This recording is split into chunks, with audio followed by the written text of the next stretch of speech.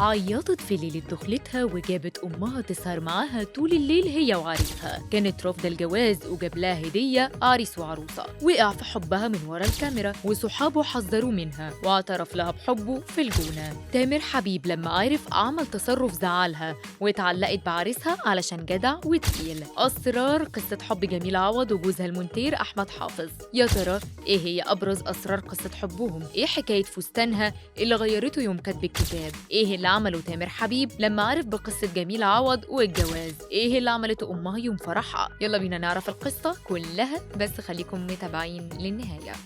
كل اللي شاف فرح الفنانة جميل عوض والمونتير أحمد حافظ كان مبسوط بالأجواء، بس قصة حبهم بقى هتخليكم في حالة ذهول لما تعرفوها.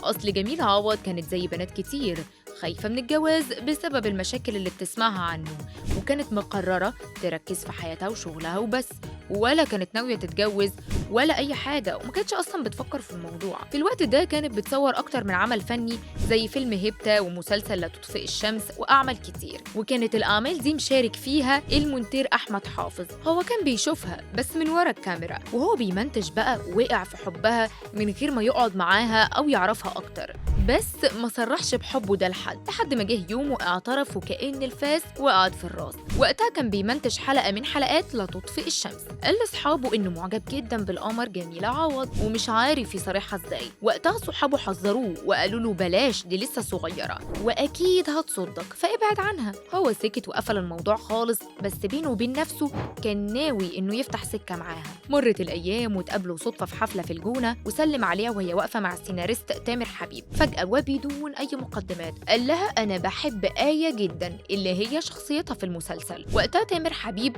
فهم انه يقصد جميلة مش شخصيتها، ففضل يهزر، وجميلة اتضايقت يومها لما شافت يعني انه بيتكلم في الموضوع مع الناس وهو اصلا مفيش اي حاجة بينهم خالص، فقالت له لو سمحت بلاش طريقتك دي.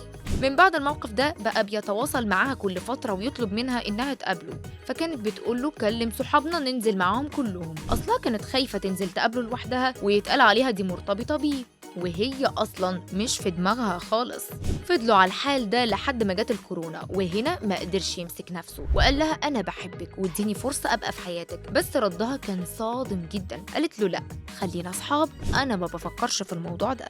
المفاجأة إنه وافق وقال لها ما عنديش مشكلة خلينا صحاب. بس الحب كان غالب عليه قوي لدرجة إنه كان بيتعامل معاها باهتمام زيادة عن الأول، وواقف في ظهرها، وأي مشكلة تحصل لها كان بيجري عليها ويحلها. ولما كان بيسافر كان بيسأل عليها ويجيب لها هدايا غريبة جدا. تخيلوا في مرة جاب لها هدية عروسة وعريس، وده ستيكر بيتحط على التلاجة كده، وكمان كريم للبشرة وحاجات غريبة قوي، بس كانت بتعجبها. أصلا كانت خلاص اتعلقت بيه وعجبها جدعنته وتقله في نفسه، وإنه ما اتغيرش معاها خالص بعد ما قالت له خلينا صحاب. بعدها اعترفت بحبها وقرروا يكتبوا الكتاب، واللي جه فجأة. وقتها ما كانتش عارفة تلبس إيه، وقررت تلبس شيميز لونه أبيض على بنطلون جينز، بس صحابها قالوا لها ما انت عندك فستان أبيض كنتي لابساه في مسلسل لا تطفئ الشمس. فقالت فكرة هلبسه، وفعلا ظهرت بيه وحضروا للفرح اللي الكل شافه وكان ترند. اليوم ده جميلة عوض عيطت رغم ان احمد حافظ بيحكي ان مامتها رندا سهرت معاها للصبح في اليوم ده، وده بعد ما كانت واقفة تحضر ليوم فرح بنتها بكل حب، وده بعد ما شافت بنتها بتكبر وبقت عروسة. تفتكروا لولا اصرار احمد حافظ على الارتباط بيها